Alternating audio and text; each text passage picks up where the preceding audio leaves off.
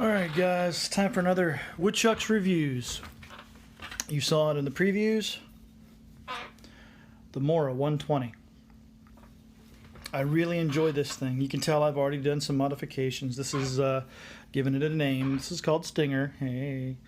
But not much. I've just rounded some corners here and actually up there by the throat too, and then did some band burning and end burning. That's really all I've done. That's the only thing different from this that you would get normally in the in package. Wanted to share with you kind of what it does, and sometime in some way the value of the Scandinavian grind. I've got my opinel here, which is a flat grind, and my Condor Hudson Bay, which is a convex grind. Now, as I teach in the Elemental Wild Camping classes, each blade style has a different purpose to it. You can search all day for this one tool option that a lot of people try to look for, and it's a bit of a, from my opinion, just my opinion, guys, is it's a bit of a wild goose chase. No knife that is considered a one-tool option will ever give you everything that these three tools will be able to give you. You've got the robust strength of a convex blade so that it resists impact. And when it comes to impact, it does a really good job. It doesn't break.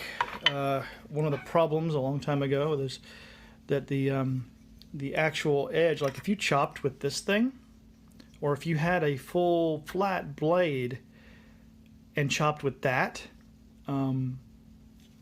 even with a blade as thick as this is, it's not going to work.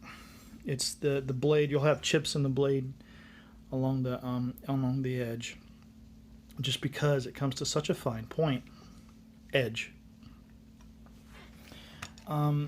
When you're talking about separating the fibers of wood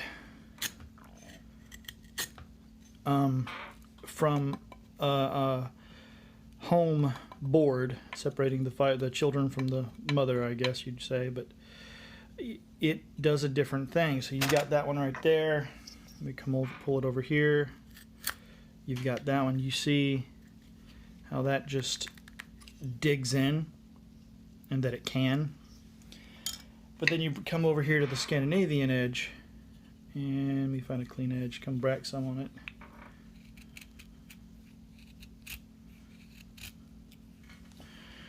If you can tell, but that's a rough, and that is a lot smoother. See the faceted curl versus the more rounded curl. I don't know if you can tell. Let's see here.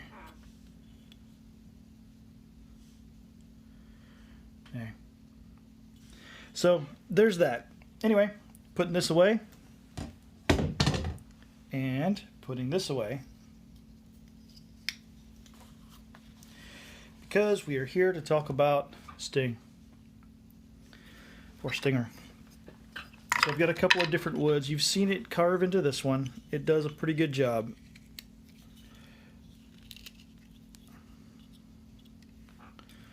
Of doing what you want it to do. So I'm going to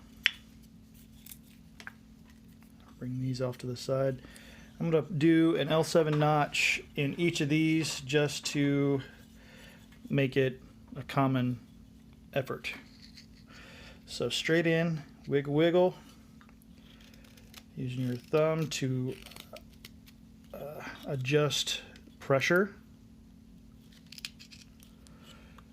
So you've got a 90 or a less than 90, depending on what kind of knot you want to really make,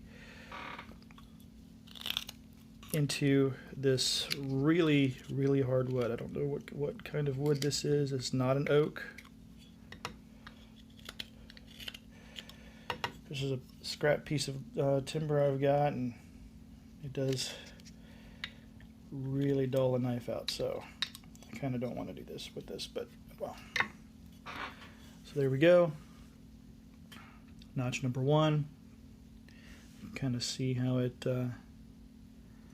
plays, how it happened.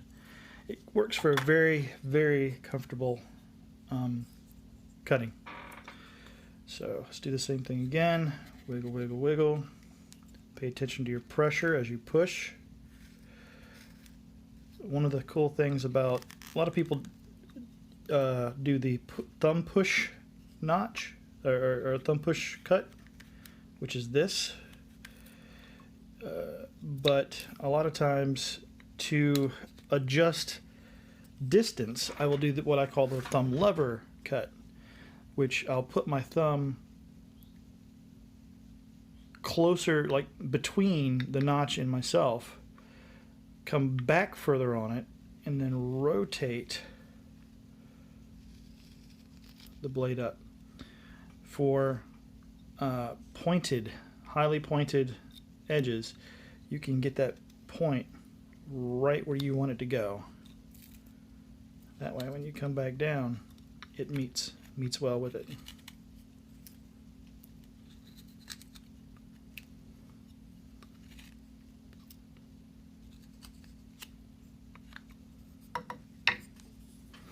There you go. There's that notch. All right.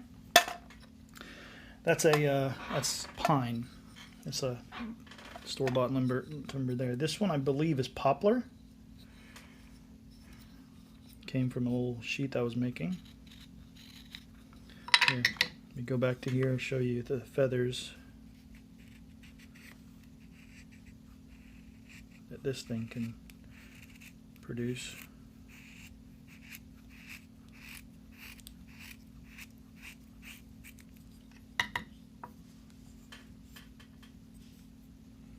There's you that.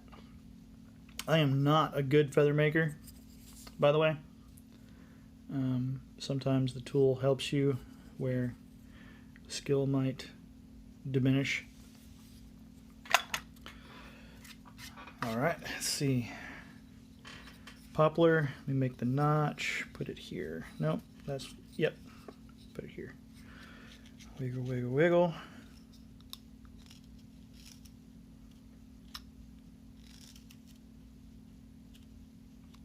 There.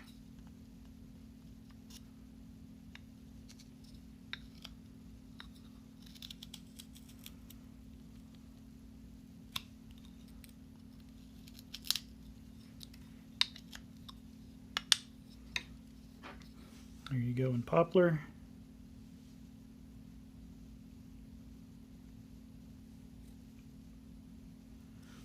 Alright, do some feathers. Tell you what, I'll do 2 things on this one, 3 things. One of the reasons why I really like a Sloyd style blade profile is facet removal. So I don't know if you can tell the facet I just created here. So what you do is you carve on the edges,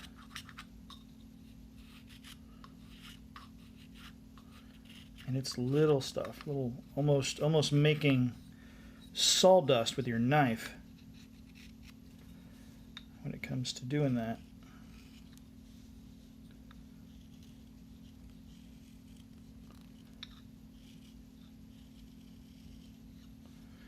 But every time you make a cut, you've got 2 edges, two ridges.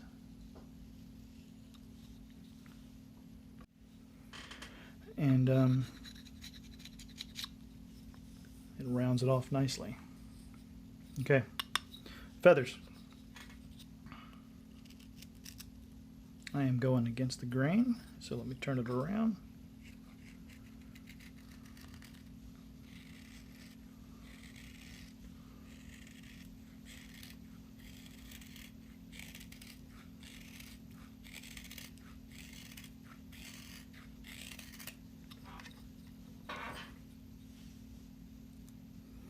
there you go on that. Now, a little talk on the secondary bevel that most or many knives, especially pocket knives, have, and a little advice from that point of view. A secondary bevel, we'll do it for this. This is one reason why this blade doesn't really do a good job, simply because it is a flat grind with a secondary convex bevel. There. See that? It does have a very light flat grind, and then it goes into the convex. And so this doesn't, it's like it, as by nature, it's going to provide a lot of resistance when you try to split wood. That resistance is, and that's one reason why pushing the opinel through the stick, which one was it? This one here. Look at that. That's why it dug so deeply, is because, and then stopped. Can't go past this because it's not curling. This thing isn't creating a curl. That's what the Scandinavian grind does. So it just keeps flat like that, and therefore all the friction on both sides of the blade not prevent it, you can power through it, but you wouldn't want to do that for such a delicate edge anyway. But it makes it not a very good wood carving tool. This is an amazing meat cutter and vegetable cutting tool. So this would be a wonderful food prep for your camp kitchen. This one. Flat grinds.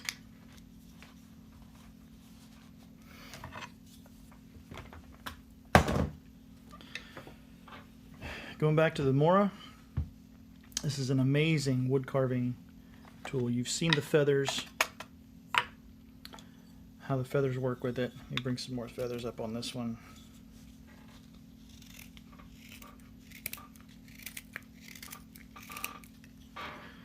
There we go.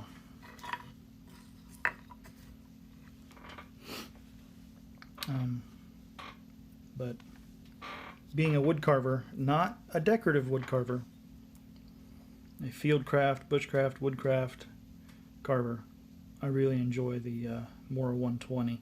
I would, and it's a laminated blade, so it'll sharpen up to a point before it starts getting into the weaker metal. But the combination creates such a very robust metal that until you get to that point, it's an amazing blade. I would suggest for wood carving and for getting detailed stuff, if you're looking for a detail blade, go for one that's this long. I think this is about 3 inches. You can find them on Amazon or the Mora Knife website or what have you. But as far as actual details, this is probably what? So I've got about 3. So this is probably about 4 inches here, and then maybe 2.5. I don't know. I'm knuckle to knuckle is usually about 3 inches. I may have a little bit more on that, so this might be 4 and 2.5. But a 2.5 to 3 inch blade is kind of what you want in order to be able to get in there.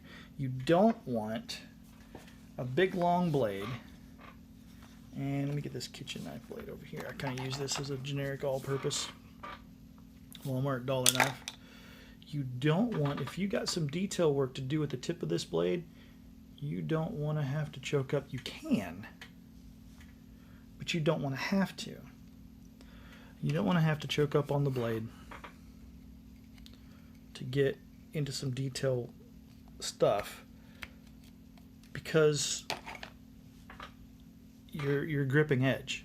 You don't, and I'm not gripping edge, I'm gripping down here and keeping my other fingers out.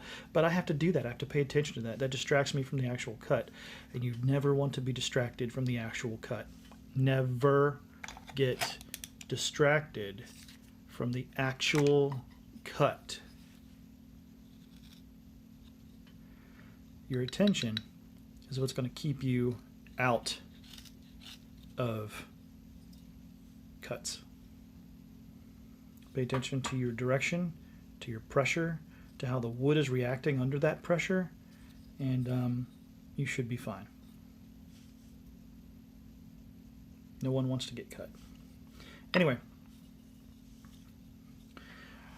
this is my review for the Mora 120, and a very, very, very nice knife to have in your repertoire. I have since ditched the plastic. Did not mean to do that. Where'd it go? There we go. I have since ditched the plastic knife sheath and made myself one of these. So here we go. Little wooden insert with a leather wrap. Guys, thank you very much. Don't forget to go to the website www.oldwaystraining.com and sign up for one of our classes. You can request a class. A lot of times we have skills and knowledges at the at WISE, and WISE is the Wilderness Instructors of the Southeast Guild, Instructor Guild, and we don't know if you guys want these kind of knowledges. I mean, I can teach you baskets just as soon as I can teach you wood carving. So if you have a class in mind that you want to learn, let us know. We do have a contact me page so that you can get in touch with us and request whatever you want to request. And never forget to pause for the cause.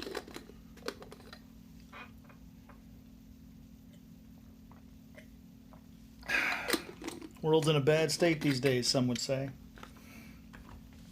Let's not forget to take a moment and appreciate the things we enjoy the most about life. All right, guys. See you next time.